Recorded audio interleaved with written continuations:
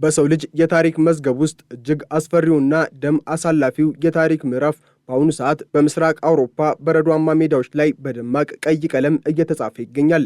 ለዓመታት ዓለም በታላቅ ስጋት ስትጠብቀው የነበረውና የክፋት አክሲስ ተብሎ የሚጠራው የሞስኮና የፒዮንግያንግ ወታደራዊ ጋብቻ አሁን ወደማይመለሱበትና መላው የሰው ልጅ ወደ ጥልቁ የጥፋት ገደል ወደሚገፋው አደገኛ ምዕራፍ ተሸጋግሯል። የሩሲያው ፕሬዝዳንት ቭላዲሚር ፑቲንና የሰሜን ኮሪያው አምባገነን መሪ ኪም ጆንጉን በምስጢር የተፈራረሙት ያ የሞት ውል አሁን በመሬት ላይ የንጹሐንን ደም ማፍሰስ የጀመረ ሲሆን የሰሜን ኮሪያ እጅግ ዘመናዊ የሚባሉ የባለስቲክ ሚሳኤሎች ክፍሎች በዩክሬን ግንባር በይፋ መሰማራታቸው የዓለምን የኃይል ሚዛን ከመሠረቱ ያናወጠ ታሪካዊ የመሬት መንቀጥቀጥ ሆኗል። ይህ ተራ ወታደራዊ ድጋፍ ወይንም የጎረቤት ሀገራት እርዳታ ሳይሆን የሶስተኛውን የዓለም ጦርነት መለከት የሚያበስርና መላው አውሮፓን በሰሜን ኮሪያ የብረት ዝናብ ስር የሚጥል አጋንንታዊ እርምጃ ተደርጎ ሊወሰድ ይችላል። እንደ ዩክሬን ወታደራዊ መረጃ ምንጮችና እንደ ሮይተርስ የዜና ወኪል እጅግ አሳሳቢ ዘገባ ሩሲያ በምዕራባዊ ግዛቷ ቮሮኒዝ አካባቢ የሰሜን ኮሪያን ልዩ የሚሳኤል ጦር ክፍል ማሰማራት በይፋ ጀምራለች። ይህ የጦር ክፍል እስከ 120 የሚደርሱ አውዳሚ የባሊስቲክ ሚሳኤሎችንና 6 ግዙፍ የመተኮሻ መሳሪያዎችን የታጠቀ ሲሆን ከ90 በላይ የሰሜን ኮሪያ ወታደራዊ ባለሙያዎች፣ የሮኬት ሳይንቲስቶችና ቴክኒሻኖች በቀጥታ በሩሲያ ምድር ሆነው ጥቃቱን እንደሚመሩ ተረጋግጧል።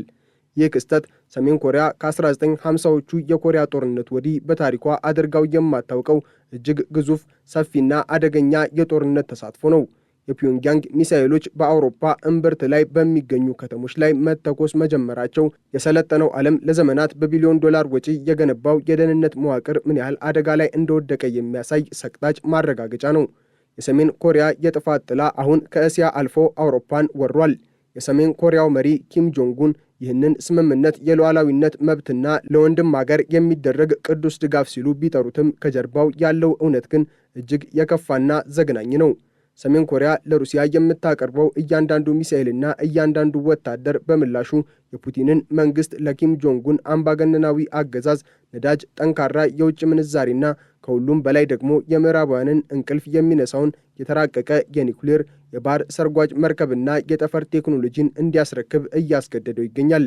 ይህ የቴክኖሎጂና የደም ልውውጥ በመጪው ዘመን በኮሪያ ልሳነ ምድር ላይ ብቻ ሳይሆን በመላው ዓለም ላይ ሊከሰት የሚችል ታላቅ የኒኩሌር እልቂት መንገዱን በሰፊው እየጠረገ ነው። ዛሬ በኪየቭ ጎዳናዎች ላይ የሚፈሰው ደም ነገ በፒዮንግያንግ ቤተ ሙከራዎች ውስጥ ወደሚመረቱ አዳዲስ የአቶሚክ ቦምቦች ሊቀየር መሆኑ የዓለምን የወደፊት ዕጣ ፈንታ ጥያቄ ውስጥ ከቶታል። በተለይም በቅርቡ በዩክሬን መዲና ኪየቭና አካባቢዋ ላይ የተሰነዘረው መጠነ ሰፊ የአየር ጥቃት የዚህ አደገኛ ጥምረት የመጀመሪያው መራራ ፍሬ ነው። ሩሲያ 24 የባሊስቲክ ሚሳኤሎችን፣ 115 ሰው አልባ ድሮኖችንና የሰሜን ኮሪያ ምርት የሆኑ ኬኤን 23 እና ኬኤን 24 ሚሳኤሎችን በመጠቀም በዩክሬን ላይ ያዘነበችው መዓት ቢያንስ የ17 ንጹሐን ዜጎችን ሕይወት በአሰቃቂ ሁኔታ ቀጥፏል። የዩክሬኑ ፕሬዝዳንት ቮሎዲሚር ዜሌንስኪ በታላቅ ቁጭት፣ ሐዘንና ጩኸት እንደገለጹት ምዕራባውያን አጋሮች ለዩክሬን የሚሰጡትን የሚሳኤል መከላከያ ባያዘገዩ ኖሮ የእነዚህ ንጹሐን ደም በከንቱ አይፈስም ነበር። ነገር ግን ሩሲያ በምዕራባውያን ዳተኝነትና በሰሜን ኮሪያ አረመኔያዊ ድጋፍ ተጠቅማ የዩክሬንን የአየር መከላከያ አጥር በመበጣጠስ ከተማዎቿን ወደ አመድ ክምርነትና ወደ ሙታን መንደርነት እየቀየረች ትገኛለች። የቮሮኔዝ ሰማይ አሁን በሩሲያና በሰሜን ኮሪያ የጥፋት ድግስ ተሸፍኗል። የሰሜን ኮሪያ ሚሳኤሎች በጦር ሜዳ ላይ የሚሰጡት አገልግሎት ለሩሲያ ወታደራዊ ማሽን አዲስ ሕይወት የዘራና የሞት ኃይልን የሰጠ ነው።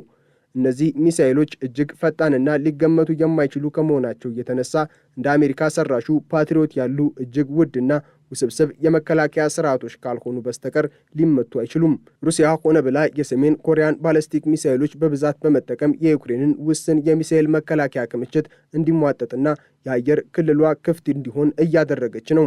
ይህ ስልታዊ ብርበራ ዩክሬንን እርቃኗን በማስቀረት ለቀጣዩ ታላቅ ወረራና ጭፍጨፋ መንገድ እየከፈተላት ይገኛል። በሌላ በኩል ደግሞ ሰሜን ኮሪያ የራሷን የጦር መሳሪያዎች በሰው ልጆች ላይ በቀጥታ በመፈተሽ የምርምር ውጤቶቿን በንጹሐን ደም እያረጋገጠች ትገኛለች። ሰሜን ኮሪያ ሳይንቲስቶች በቮሮኔዝ ቤተ ሙከራዎቻቸው ውስጥ ሆነው የሚሳኤሎቻቸውን አፈጻጸም ሲገመግሙ የሰለጠነው ዓለም በድንጋጤ መመልከቱ የታሪክ ትልቁ ምጸትና የሰው ልጅ ውርደት ነው። ከሚሳኤል ስምሪቱ በተጨማሪም ሰሜን ኮሪያ ወደ ሩሲያ የላከቻቸው በሺዎች የሚቆጠሩ ወታደሮች ጉዳይ ሌላው ዓለምን እያስጨነቀ ያለው የቀውስ ማዕከል ነው። እንደ አውሮፓውያኑ አቆጣጠር በ2004 በኩርስክ ግዛት ውስጥ ዩክሬን የከፈተችውን ድንገተኛ ጥቃት ለመመከት እስከ 15000 የሚደርሱ የሰሜን ኮሪያ ወታደሮች መሳተፋቸው ተረጋግጧል። አሁንም ቢሆን ወደ 10000 የሚጠጉ የኪም ጆንጉን ልዩ ኃይሎች በሩሲያ ምድር ሆነው ቀጣዩን የጥፋት ትዕዛዝ በንቃት እየተጠባበቁ ነው። ሩሲያ ተጨማሪ 30000 የሰሜን ኮሪያ ወታደሮችን ለማስገባት በዝግጅት ላይ መሆኗ ደግሞ ጦርነቱ ወደ የሰው ሞገድ ስልት እየተቀየረ መሆኑንና ሩሲያ የሰሜን ኮሪያን ወጣቶች እንደማገዶ ለመጠቀም መወሰኗን ያሳያል። እነዚህ ወታደሮች የሚከፍሉት መስዋዕትነት ለኪም ጆንጉን መንግስት የገንዘብ ምንጭ ሲሆን፣ ለፑቲን ደግሞ በገዛ ህዝባቸው ላይ የሚነሳውን የተቃውሞ ማዕበል ለማርገብ የሚያስችል ብቸኛው አማራጭ ሆኖላቸዋል።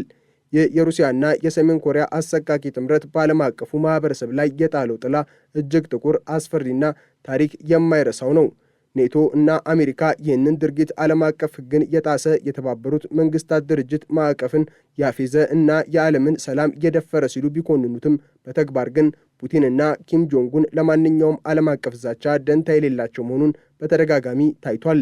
ሰሜን ኮሪያ በሚሊዮን የሚቆጠሩ መድፎችን፣ ሮኬቶችንና ጥይቶችን ለሩሲያ በማቅረብ ጦርነቱን ዕድሜ እያራዘመች የዓለምን ኢኮኖሚም እያናጋችና የሰላምን ተስፋ እየቀበረች ነው የሚሉ ክሶች በተደጋጋሚ እየቀረቡባት ነው።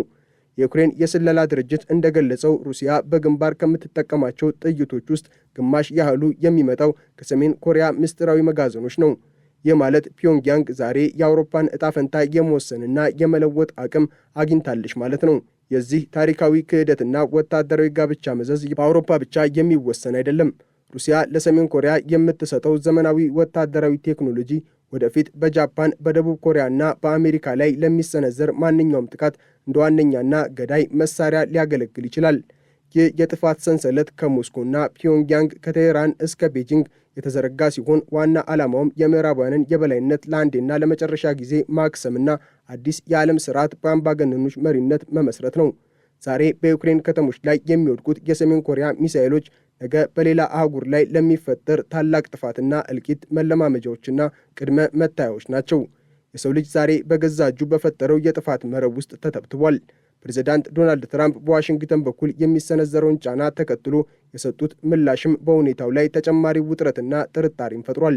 አሜሪካ የጦር መሳሪያ ክምችቷ እየተሟጠጠ ባለበት፣ በኢኮኖሚ ቀውስ እየተናወጠች ባለችበትና ትኩረቷ በመካከለኛው ምስራቅ ላይ በሆነበት በዚህ አደገኛ ሰዓት ሰሜን ኮሪያ ወደ አውሮፓ ጦርነት መግባቷ ዋሽንግተንን ለከባድ ስትራቴጂካዊ ፈተናና ውርደት ዳርጓታል።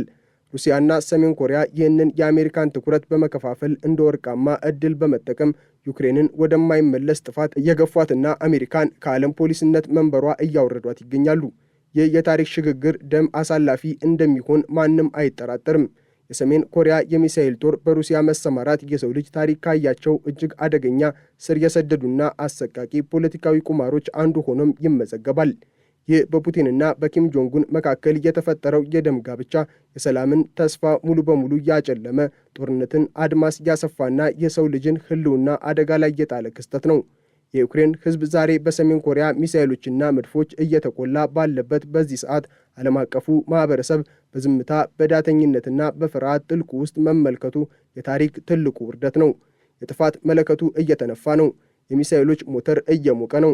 ዓለም ግን አሁንም በድንጋጤ ጥልቁ ውስጥ ሰጥማ የራሷን መጨረሻ ትጠባበቃለች።